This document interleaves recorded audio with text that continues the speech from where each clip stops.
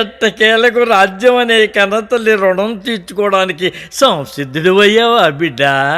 గురుదేవులకు ప్రణామములు. ఆయుష్మాన్ భవ. ఒక ముఖ్య విషయం. ఏమిటిది గురువర్య? సంశయిస్తారెందుకు గురుదేవా? చెప్పండి. ఏమని చెప్పంటావు నాయన?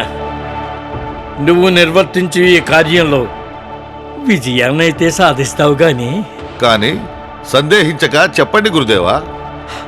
ఆ విజయోత్సాహాన్ని ఆనందించడానికి నువ్వుండవు. అంటే నీ ప్రాణాలు పోతాయి.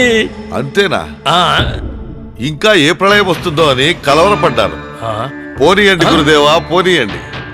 ఈ తుచ్చ ప్రాణం ఎవరి కోసమో, ఎవరి ఆనందం కోసమో కాక ఇంతటి మహోన్నతమైన కార్యక్రమానికి అర్పించవలసి వస్తున్నది అంటే సంతోషపడక, ఆనందపడక చిన్నులవుతారెందుకు? వెంటనే ఈ ప్రాంతం విడిచి పారిపో. గురుదేవా, పారిపోయి నీ అమూల్యమైన ప్రాణాలని దక్కించుకో. ఆ గురుదేవా, ఆ గురుదేవుణ్ణి. నీలాంటి సాహసోపేతులు, పరాక్రమవంతులు ఈ రాజ్యానికి ఎంతో అవసరం. నా మాట విని వెళ్ళిపో. గురుదేవా, ఎంతటి స్వార్థపరులు మీరు! ఈ మహత్కార్యంలో సమిధనై కాలిపోయి రాలిపోయి ఎనలేని కీర్తి ప్రతిష్టలను గడించబోయే నన్ను చూచి ఈర్ష్యపడుతున్నారా?